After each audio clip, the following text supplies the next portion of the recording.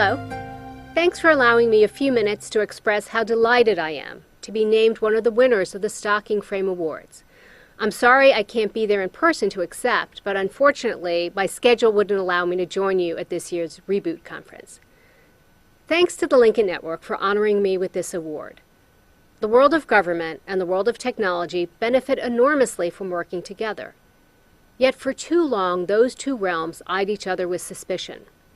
Organizations like the Lincoln Network that are trying to bridge these worlds fulfill a vital mission. The choice of a stocking frame as the symbol of an award celebrating permissionless innovation is wonderful. The automated loom was one of the inventions that ushered in the Industrial Revolution, the starting point for what has been over 200 years of fast-paced technological change with vast consumer benefits. Likewise, we're seeing important benefits for consumers from today's technological innovations. Thus, we must ask, what is the appropriate role of regulators like the Federal Trade Commission in the face of these developments?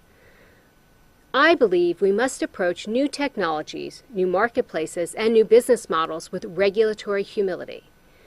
Now, regulatory humility is my name for recognizing the inherent limitations of regulation and acting according to those limits. The more prescriptive the regulation and the more complex the industry, the more detailed knowledge the regulator must collect. But regulators simply cannot gather all the information relevant to every problem. Even when a regulator manages to collect information, it quickly becomes out of date as regulated industries continue to evolve. Thus, regulators should be humble about how well they can predict real problems and offer effective solutions. Now, of course, sometimes there are harms that must be addressed. In those instances, though, regulators must focus on identifying and addressing real, not speculative harms. This is good policy. Regulators have limited resources. We should generally spend those resources to stop existing or likely harms, rather than trying to prevent speculative or insubstantial harms. Such restraint will ensure that consumers are protected, while still allowing an environment where innovation thrives.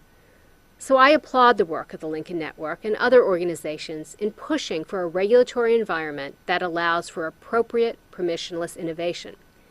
And I urge all regulators to practice regulatory humility and focus their efforts and resources on actual harms. Thank you again for this honor.